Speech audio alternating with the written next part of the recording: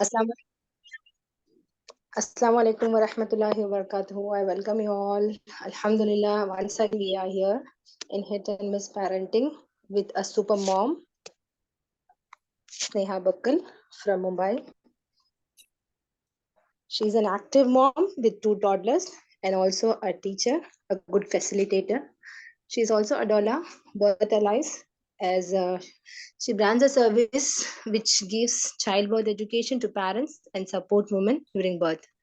So she is available in the places like Mumbai, Navi Mumbai, and Thane. And Alhamdulillah, today we have a very interesting topic. So let's have Sister Sneha Bakkal. Yeah. Jazakallah khair, the person sister, for the introduction. Alhamdulillah, all praise belongs to Allah. And let's get started. I want you all to have a look at this art. What all can you see it? You can write it down in your chat box. We will come back to it in a while. So what all did you see in the art? You can write down and we can discuss that later. Okay, or fetus in the womb. Excellent. In March 1993, I was born in a government hospital in Mumbai. If you remember, 1993, there were riots going on throughout the city. The last trimester for my mother was horrible, and also for me. Though I was inside the womb, I had experienced chaos, war-like situation, fear, uncertainty, stress of high level, unpleasant environment in neighborhood. My mother was in a constant fear and anxiousness. My aunt says that she used to run in the night just to see if my father is coming back from his work or no. She was so insecure about herself, her baby, and her family. She had no support except for her husband and few good neighbors who made sure that my mother was safe. People usually feel an instant connection looking at their newborn. But sadly, my mother didn't. I had long hair and dark skin. My mother didn't wish to hold me, and she felt I looked ugly. Now I want you to go back to that image. This was an activity which I did a few months ago, where I had to, the topic was inside the womb.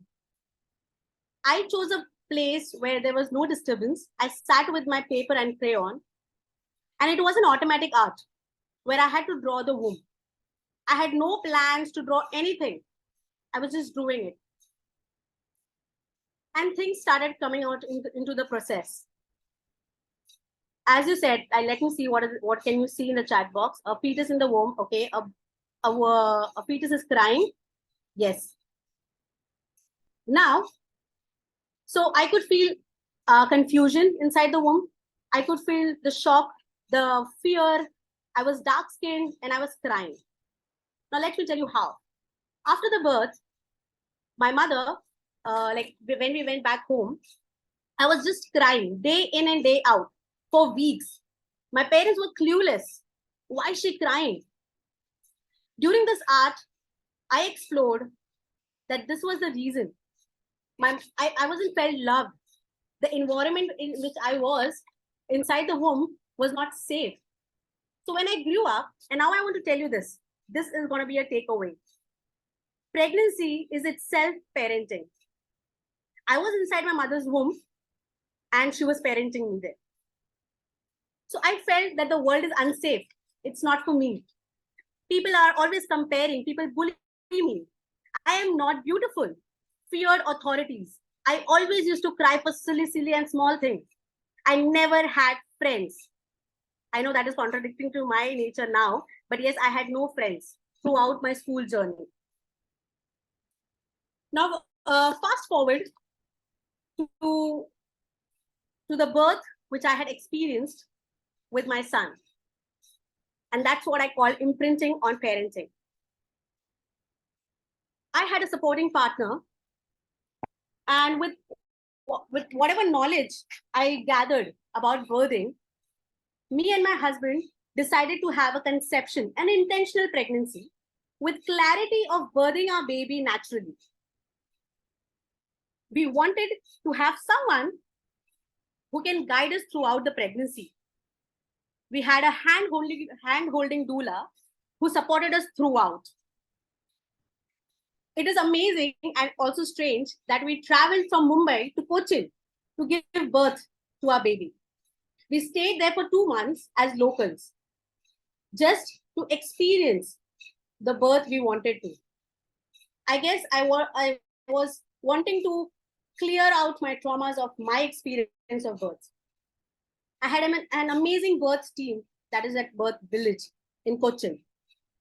Now, those parents who had experienced birth and who had a cesarean for some or the other reason, I'm going to give you a situation where I wanted to understand what will be the doctor's or the care provider's answer going to be.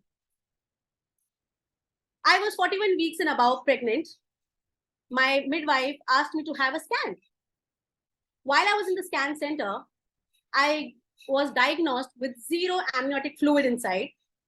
There was no reassurance of oxygen going to my baby, and the blood and the heart rates were also fluctuating. I cried for 1 minute. I hold on to my husband. I spoke to him. As soon as I left the premises of the center, I got contractions. I went to the midwife center. We started observing. I was amazingly coping up with my pain. Suddenly, the next day, there were no contractions, no movements, and the heart rates were going down. That time, Allah subhanahu wa ta'ala blessed me with the wisdom of my midwife. She said, please, Sneha, talk to your baby. Ask him that you need to come out today itself. 1 hour of continuous walking, that is movement, and talking to my baby. I requested him, I pleaded him that you are loved, I want you to be there. I'm going to hold you. I'm going to be there with you. And after an hour, he gave that first kick with some medical intervention which was needed for my baby. In few hours, my baby was out through the birth canal with zero amniotic fluid. And as I said, that pregnancy is parenting. That's how we parented during our pregnancy, even before conception. We were clear that this is how we're going to treat our children. Now, during the process, my son is 2.5 years. We had this golden hour. We had skin to skin. We had delayed cord clamping, which is beneficial for the babies. We had no formula milk. We had breastfeeding introduced at the earliest after the baby was out from the NICU. My son had crossed all the milestones beautifully. He's one of those child who had least medication. And now he's a boy who jumps and dives into a swimming pool and swims at this age. And I really want to give you a takeaway as sisters, every one of us has gone through some or the other trauma. If you don't work on your traumas now, it is going to be passed on through the generation. And I'm glad, alhamdulillah, that Allah subhanahu wa ta'ala blessed me with that courage and the opportunities to break that cycle, which I was going throughout my birth, when my mother was conceived, my mother was pregnant, my birth, my childhood, my adulthood. And now I am someone, alhamdulillah, who's confident, who is clear that she's going to nurture her children who are going to be the imam of this ummah. Yeah, sister, I am done. If you have any questions. And yes, one more thing. Yeah, so who is a doula? A doula is someone who provides emotional, physical support to you during pregnancy and childbirth. So having someone who is there with you, who acknowledges you and your feelings and guides you throughout is very important. And alhamdulillah, I'm someone who is passionate about supporting mothers and families in their pregnancy and childbirth. So yeah, anything for me, please, you can ask the questions, inshallah. Alhamdulillah, sister, it was a really eye-opener, but accidentally, I know we all have crossed this stage, but inshallah, sure, as you are there and Hikmah is there, may Allah reward you the best and put barakah in your age, so that in future, if our children need, we will contact you. Yes, definitely, definitely. In audience, if anybody want to ask, inshallah, surely you can raise up your question, and any doubt clearance also we can do.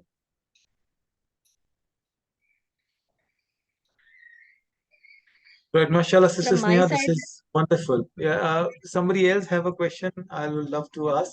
Sister Sneha, we've heard a lot about the Arab birth. We've spoken about the Arabs taking the child away. Rasulullah Sallallahu Alaihi Wasallam had, Halima the Dai. Yeah. How was that birth and what's that process? How beneficial is that? It wasn't just after the birth, right? So the mother is the first person to feed the baby.